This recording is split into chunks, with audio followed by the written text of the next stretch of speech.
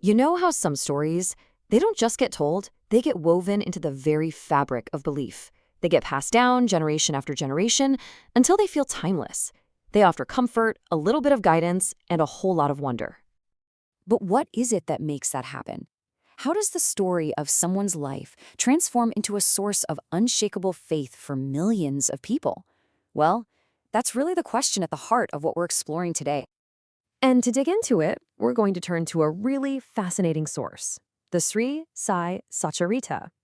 Now, don't think of this as some kind of abstract scripture.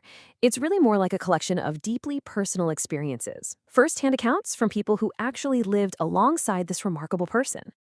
And the man at the center of all these stories is Sai Baba. He was a spiritual master who lived in a tiny village called Shirdi, over in India, back in the late 19th and early 20th centuries. And the stories about him, wow, they cover pretty much every aspect of human life you can imagine. So let's start with something we can all relate to, right? Everyday problems.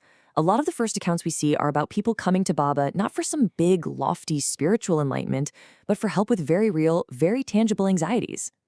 All right, take the case of this young medical student, Babu Tendulkar. The guy's studying day and night, but he's just completely crushed. And why? Because some astrologers looked at his charts and basically told him, hey, it's useless. The stars say you're absolutely destined to fail your exam this year. I mean, can you imagine the weight of that? So his worried mom travels all the way to Shirdi and tells Baba everything. And this is Baba's response. It's a direct challenge to what was supposed to be a fixed fate. He tells her, my words are more powerful than the stars. He will pass this year. And with that assurance, the student takes his exam and, yep, you guessed it, against all astrological predictions, he passes. But get this, the family's connection to Baba doesn't stop there. The student's father, he's also got this huge worry hanging over him. After a whole lifetime of work, he's about to retire, and he's just consumed with anxiety about whether he's going to get a fair pension to support his family. He's hoping for about 100 rupees a month. Right before the final pension amount is decided, Baba appears to the man's wife in a dream and asks if 100 rupees would be enough. So when the official letter finally shows up, the pension isn't 100, it's 110 rupees. You see, it's these little super specific details in the stories that followers point to as proof of a kind of grace that's both massive and incredibly personal. And that idea of a personal connection, well, that brings us to another theme that pops up again and again in these accounts, guidance through dreams. It suggests that Baba's influence wasn't really limited by physical distance at all. We see this so clearly in the story of a man named Captain Haight. Now, he's a devoted follower, but he's stationed way out in Bikaner, which is hundreds of miles away from Shirdi. Then one night, he has this incredibly vivid dream. And in the dream, Sai Baba appears and asks him this really simple but kind of piercing question. It shakes Captain Haight right to his core, reminding him of that bond they have, no matter how far apart they are. But here's where it gets even more specific. In that same dream, Baba asks for a particular meal. Captain Haight wakes up, and he immediately sends money to a friend in Shirdi, telling him, you've got to prepare this exact dish for Baba.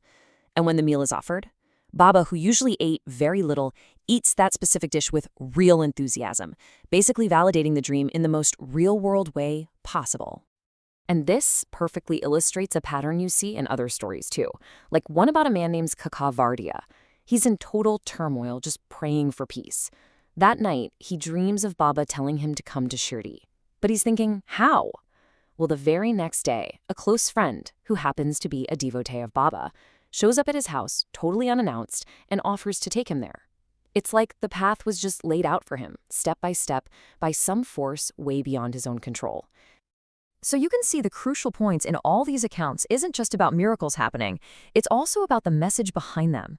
The Sri Sai Satcharitra consistently paints this picture of Baba as a figure who just transcended all the rigid religious and social divides of his time.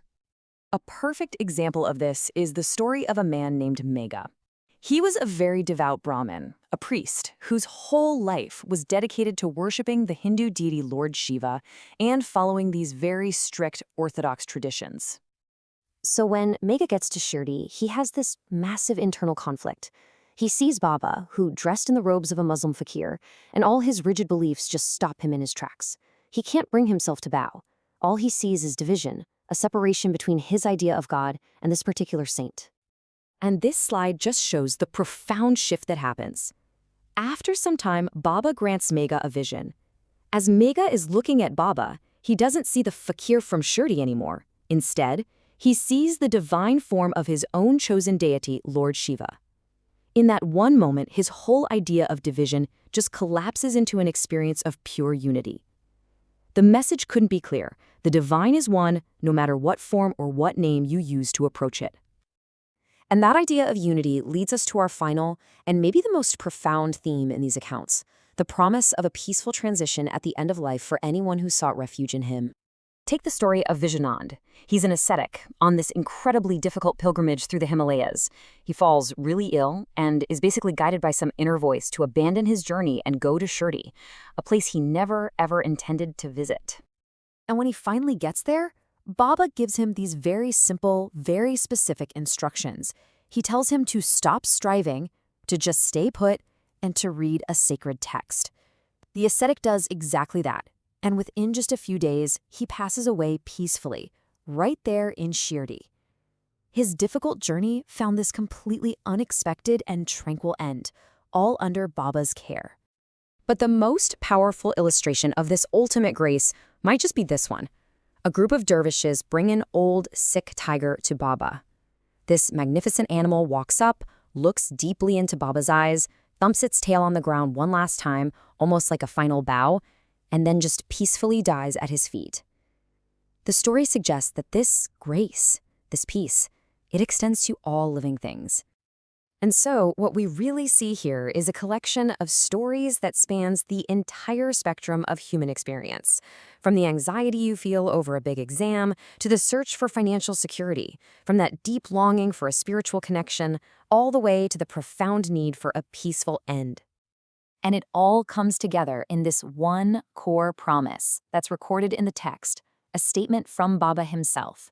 It's this powerful assurance that faith and remembrance, especially at life's most critical moment, will lead to ultimate salvation.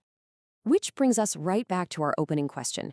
Whether you read these accounts as literal history or as powerful metaphors, they raise a really compelling question for all of us today. In a world that's so often driven by logic and science, what is the role, what's the enduring purpose of stories that speak of faith, of miracles, and of a grace that lies just beyond our everyday understanding?